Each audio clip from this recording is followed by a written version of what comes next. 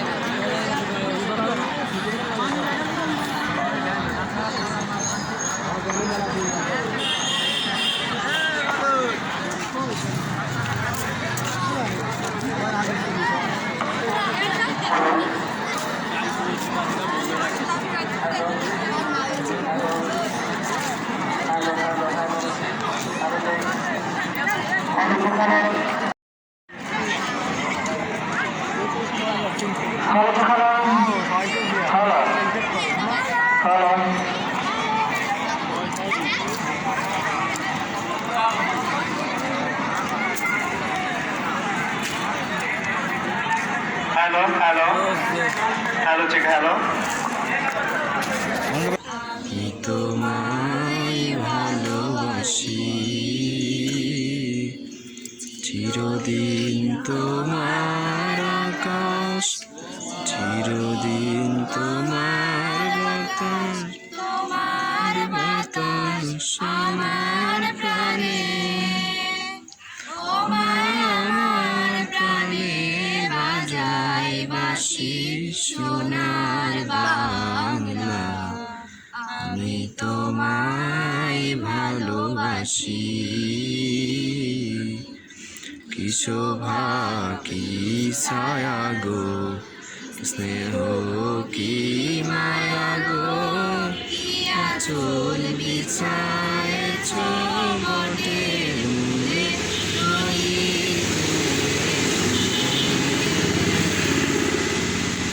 তোর মুখের বাণী আমার কানে লাগে সুধার মতো,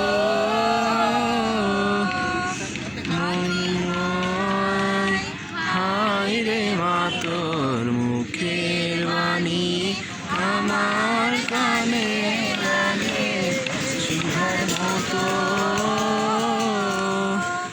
মন বদন খানি মলিন হলে আমি নয়ন, ও মায় আমি নয়ন জলে ভাসি সোনার বাংলা।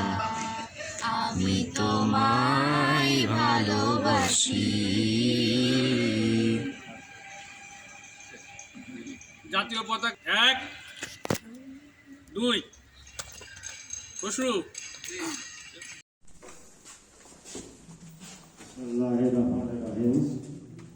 উপস্থিত সুধীবৃন্দ, মঞ্চে গৌরবের ব্যক্তিবৃন্দ, আমি খুব অল্প সময়ের ভিতরে কথাগুলো বলবো এবং ইতিহাস ধারণ করবো না।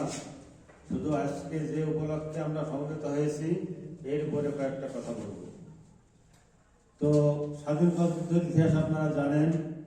আজকে শহীদ বুদ্ধিজীবী দিবস, শহীদ কথার অর্থ আপনারা জানেন।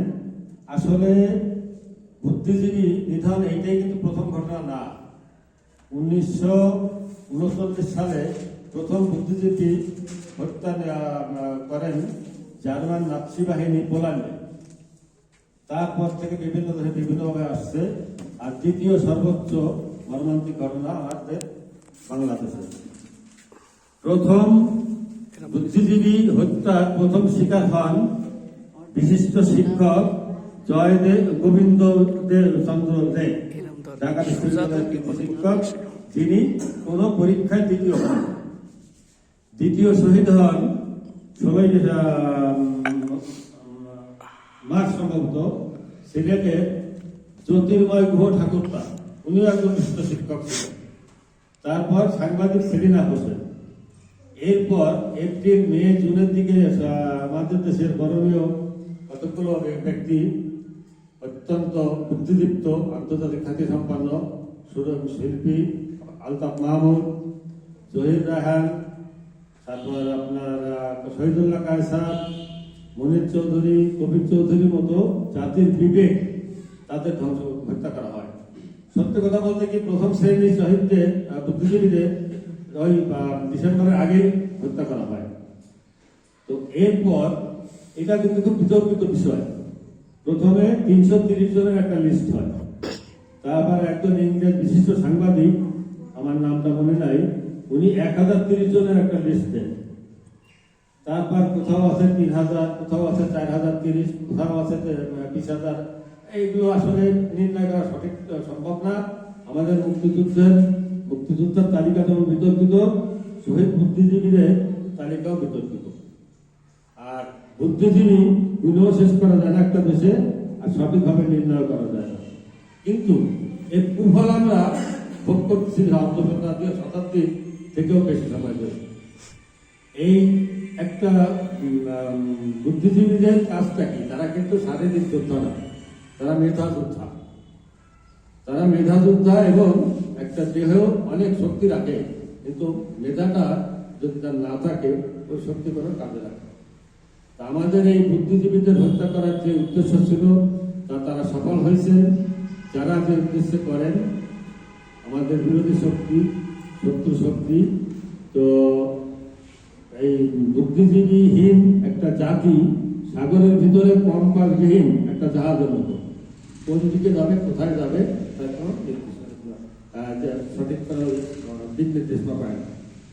তো তার ফলে আমরা দেখতে পাচ্ছি যে আমাদের দেশটা টালমাটাল ভাবে চলতেছে। আমি বলবো যে 53 বছরেও স্বাধীন একটা দেশ আমরা স্বাভাবিক হইনি, আমরা সঠিক কোনো নেতৃত্ব পাইনি, শুধুমাত্র এই বুদ্ধিজীবী শূন্য হওয়ার কারণে। তো আসলে তাদের প্রতি আমি শ্রদ্ধা রেখে বলছি যে সৃষ্টিকর্তা যার যার ধর্ম অনুযায়ী তাকে যেন উত্তম প্রতিদান দান করেন। আর আমাদের কাজ, আমরা কিন্তু গা ভাষায় দিয়ে চলবে না। বুদ্ধিজীবীহীন এখনো আমরা আছি। আমাদের সমাজটা, আমাদের দেশটা অত্যন্ত বিশৃঙ্খল অবস্থা চলতেছে দীর্ঘদিন ধরে। তা আমাদের যারা মোটামুটি একটু বুঝি, জানি, এখন আমরা অভিভাবক, আমরা বুদ্ধিজীবী তৈরি করে দেবো, আমরা বুদ্ধিজীবী তৈরি করব। আর এই ব্যাপারে শিক্ষক সমাজ সবচেয়ে বেশি অগ্রণী ভূমিকা পালন করতে পারে।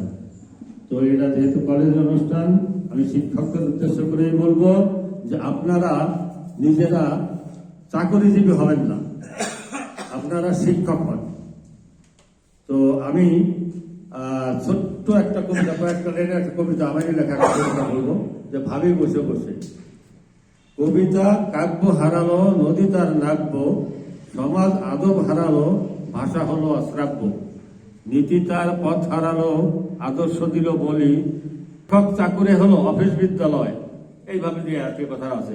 তা আগে আমাদের সময়, আমার বাচ্চাদের তো আছেই, আমাদের সময় শিক্ষকরা পরিচয় দিতেন যে কি করেন, শিক্ষকতা করি। চাকরি বলতে তারা লজ্জাবোধ করতেন। আর এখন জিজ্ঞাসা করা হয় কি চাকরি বাকরি পাইছো, হ্যাঁ চাকরি পাইছি, কি অমুক স্কুলে, অমুক কলেজে।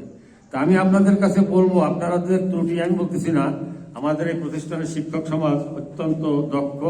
তার কারণ এ পাওয়া ছেলেরা প্লাস পায় এখানে এসে, এ মাইনাস পাওয়া ছেলেরা এ পায় এখানে এসে, ছেলেমেয়েরা। তো আমি আপনাদের প্রশংসা করেই বলতেছি যে আপনারা সেই শিক্ষক হবেন, আপনারা বুদ্ধিজীবী তৈরি করে যাবেন, যেন আমাদের দেশটা কান্ডারিবিহীন না থাকে আর আগামী যুগ যুগ ধরে।